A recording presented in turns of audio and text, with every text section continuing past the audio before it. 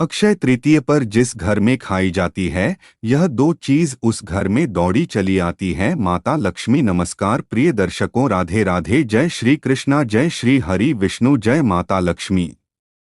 दोस्तों, अक्षय तृतीया, जिसे आखतीज भी कहा जाता है, हिंदू पंचांग के अनुसार वैशाख मास की शुक्ल पक्ष की तृतीया तिथि को मनाई जाती है।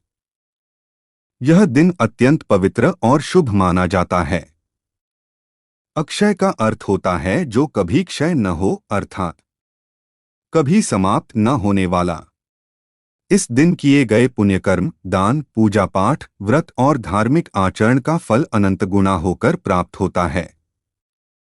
यही कारण है कि इसे अबूझ मुहूर्त कहा गया है, जिसमें बिना किसी विशेष मुहूर्त के भी शुभ कार्य जैसे विवाह, गृह प्रवेश, नया व्यापार आदि आरंभ किए जा सकते हैं।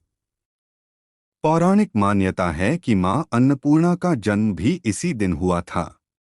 अक्षय तृतीया को लेकर यह भी मान्यता है कि इस दिन गंगा नदी स्वर्ग से धरती पर अवतरित हुई थी। भगवान श्री कृष्ण ने इसी दिन द्रौपदी को चीर हरण से बचाया था।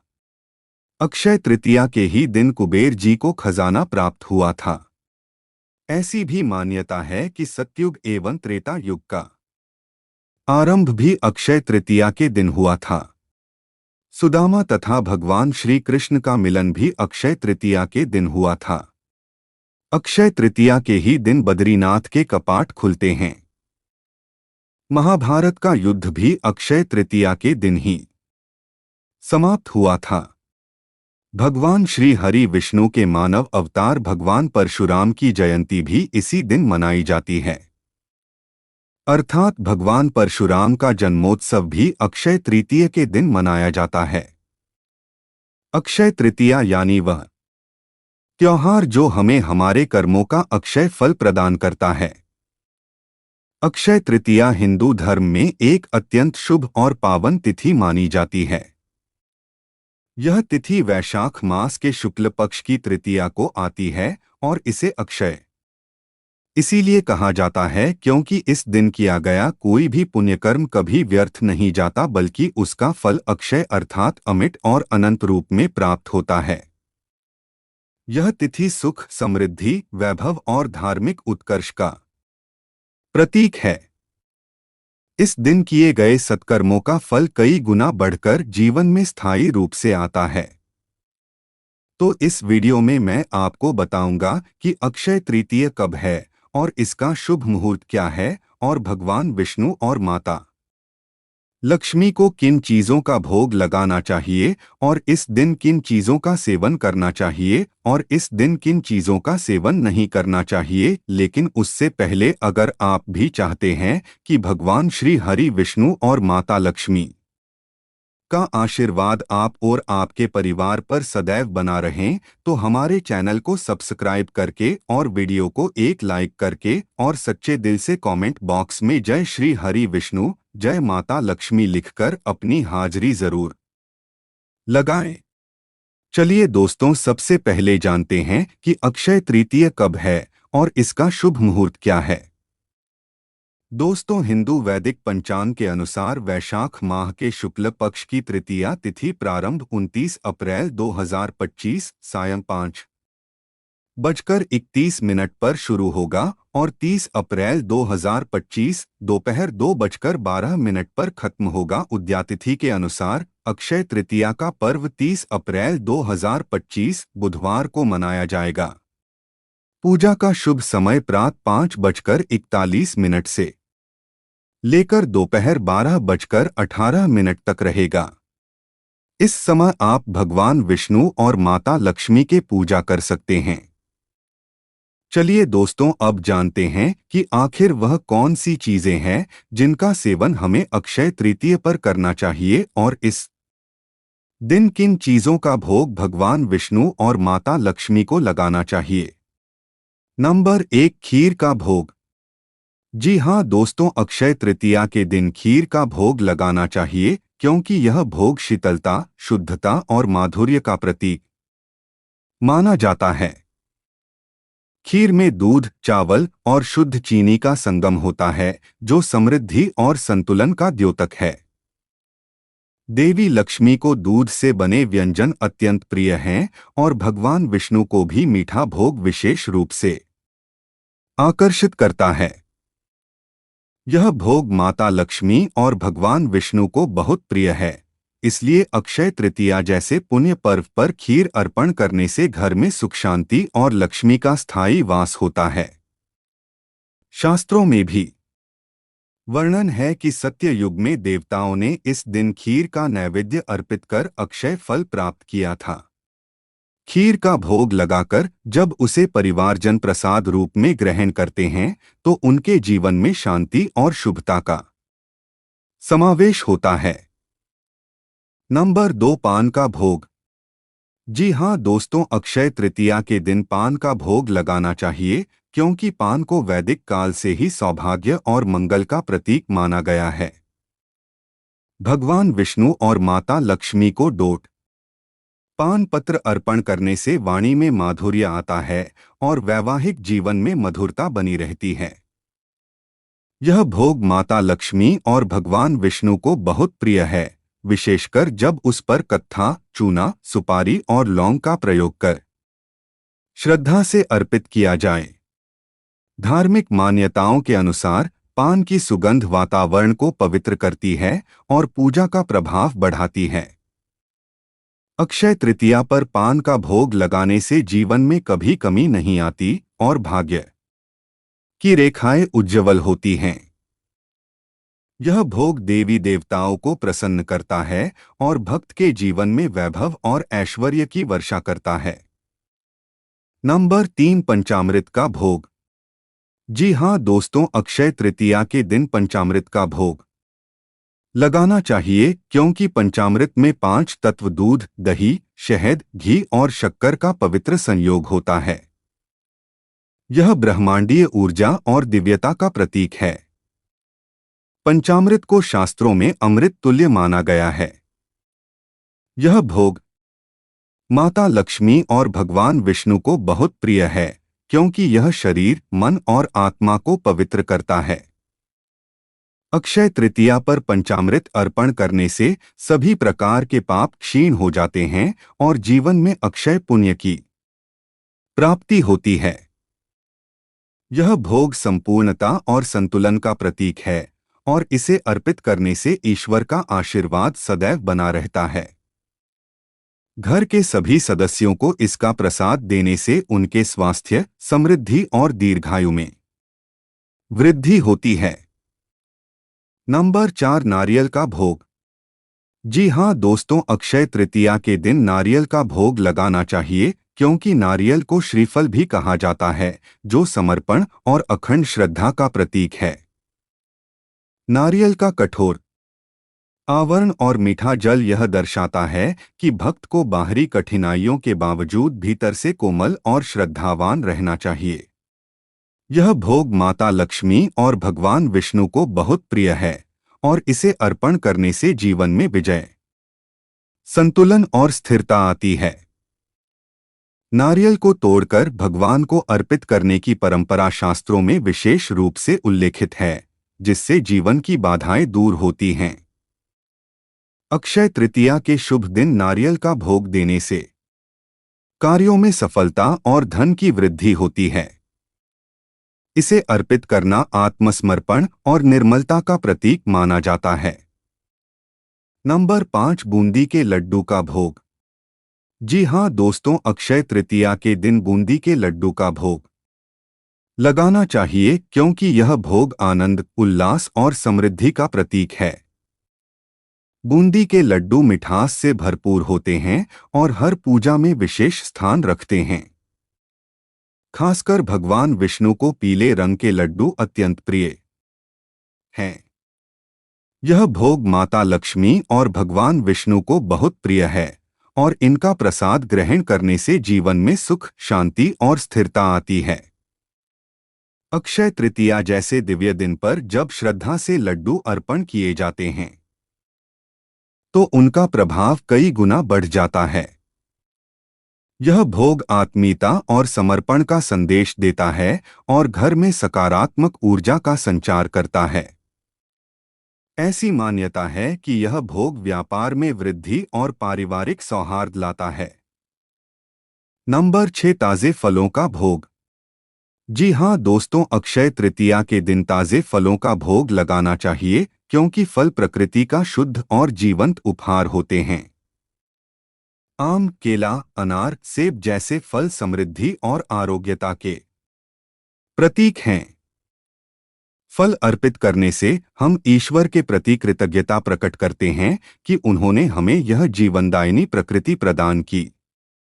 यह भोग माता लक्ष्मी और भगवान विष्णु को बहुत प्रिय है क्योंकि यह भोग सात्विकता और प्रकृति से जुड़ाव दर्शाता है। अक्षय तृतीया पर ताजे फल अर्पित करने से तन मन स्वस्थ रहते हैं और जीवन में सदैव नवीनता बनी रहती है। यह भोग हमें सिखाता है कि जैसे फल धैर्य और समय से पकते हैं, वैसे ही जीवन में भी संयम और श्रद्धा से फल मिलता है। नंबर 7, तुलसी पत्र का भोग। जी हाँ दोस्तों, अक्षय तृतीया के दिन तुलसी पत्र का भोग लगाना चाहिए क्योंकि तुलसी भगवान विष्णु की अति प्रिय है और माता लक्ष्मी का स्वरूप मानी जाती है। तुलसी पवित्रता, भक्ति और आरोग्य का प्रतीक है। विष्णु पूजा में तुलसी का प्रयोग अनिवार्य है और इसके बिना भोग अधूरा माना जाता है। यह भोग माता लक्ष्मी और भगवान विष्णु को बहुत प्रिय है, विशेषकर जब इसे श्रद्धा से धोकर स्वच्छता से अर्पित किया जाए। अक्षय तृतीया पर तुलसी पत्र चढ़ाने से पुण्य अक्षय होता है और पापों का क्षय होता है। यह भोग न केवल धार्मिक दृष्टि से श्रेष्ठ है, बल्कि आयुर्वेदिक रूप से भी यह शरीर और वातावरण को शुद्ध करता है। यह भगवान की कृपा को शीघ्र प्राप्त करने का सरल माध्यम है। नंबर 8, कद्दू की सब्जी का भोग। जी हाँ दोस्तों, अक्षय तृतीया के दिन कद्दू की सब्जी का भोग लगाना चाहिए क्योंकि यह भोग सात्विकता और स्वास्थ्य का प्रतीक है। कद्दू को शास्त्रों में ओजवर्धक कहा गया है, जो ऊर्जा और संतुलन प्रदान करता है। अक्षय तृतीया के दिन जब इसे शुद्ध घी और हल्के मसालों में पकाकर भगवान विष्णु को अर्पित किया जाता है, तो पूजा संपूर्ण मानी जाती है। यह भोग माता लक्ष्मी और भगवान विष्णु को बहुत प्रिय है, विशेषकर उत्तर भारत में इसका विशेष महत्व है।